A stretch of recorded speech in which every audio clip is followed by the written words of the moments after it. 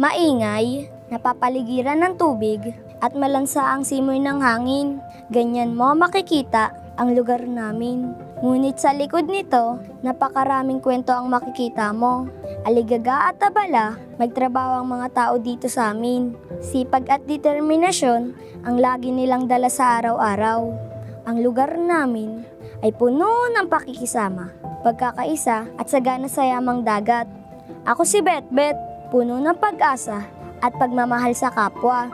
Hindi nagpapatinag at walang takot abutin ng mga pangarap. Gusto nyo bang malaman ang kwento ko? Tara, samahan nyo ako!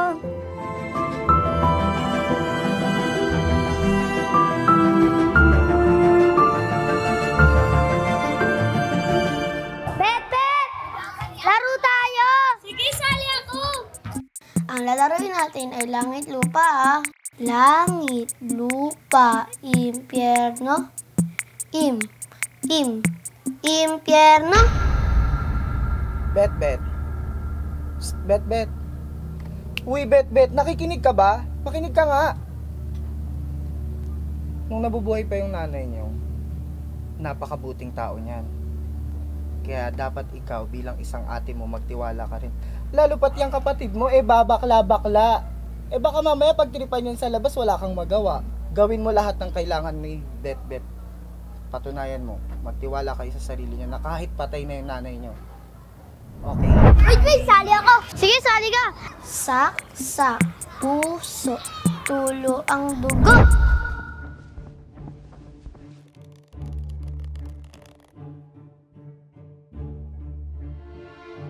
Uy, tara, si Bet, yari sa akin yun. Uy, akin na yan! Kanina ka pa. Uy, bigay niya sa akin yan! Bitawan niya ako! Magkakapal mo ulit, Uy! Ano mo? Bitawan niya ako! Uy, ano to? Babae ka? Babae ka ba? Ha? Bakla! Uy, tara!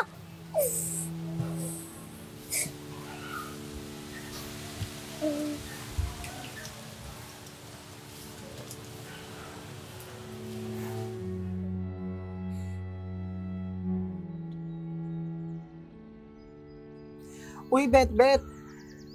Kamusta? Nasaan ang ate mo? Chika niya sa akin, sasamahan ko raw siya manghiram ng pera habang inaantay niya yung trabaho niya sa fishport.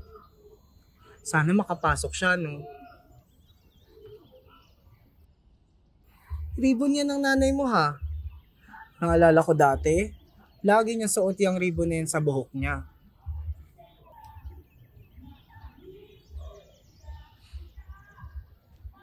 Ninang, Oh, bakit anak? paano po ba na hindi mahiya na ipakita na bakla ako? Ano? Alam mo, nak, natural lang na makaramdam ka ng takot minsan. Pero lagi mong tatandaan, hindi masama ang ipakita ang totoong ikaw. Parang yung ribbon. 'Di ba dati sa nanay mo yan? Pero ngayon sa'yo na. Opo, bigay niya po to sa akin.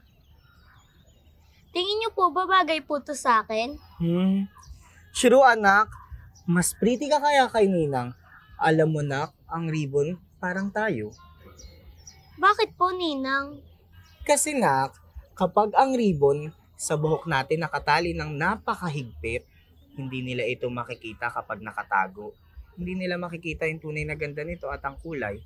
Pero kapag ang ribbon, nakalagay ito sa ating buhok at nakalabas, diyan nila makikita ang ganda nito. Parang tayo, anak. Kaya huwag kang mahiya, maging totoo ka sa sarili mo. Na magpakita ka, katulad ng ribbon na yan, maganda ka at katanggap-tanggap ka. Nandito lang kami ng ate mo sa'yo. Nak, basta, huwag mong kakalimutan na kapag malungkot ka, hawakan mo yung dibdib mo. Hawakan ang dibdib? Ano pong ibig sabihin yun, Ninang? Yun kasi ang turo sa akin ng nanay mo, anak. Na kapag malungkot daw ako, hawakan ko lang daw ang dibdib ko. Kasi Nagpapagaan daw ito ng loob.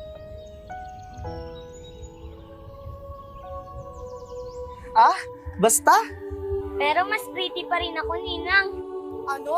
Itong bata na pa kayo mas sinasabi.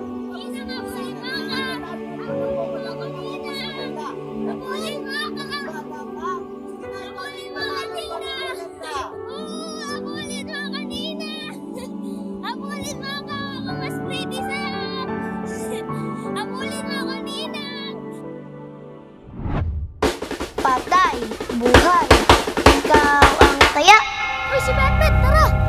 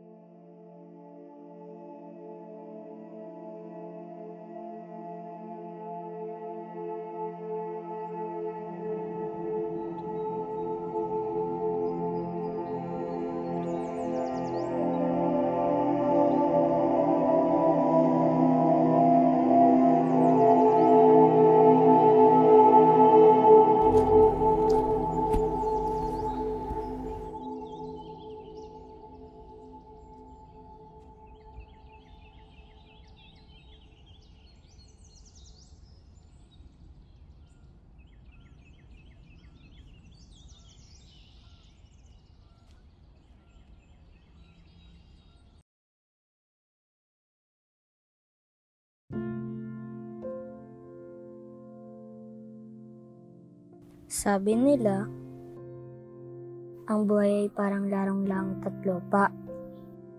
Minsan nasa langit, minsan naman nasa lupa. At hindi mawawala ang taya sa laro ng buhay. Siguro kung ang pagiging taya ay pagiging kakaiba, mas gugustuhin ko na lang maging taya. Dahil hindi naman nakakaya maging iba, gaya ng sabi ni nanay. Talagang hindi nakakaya ang maging ako.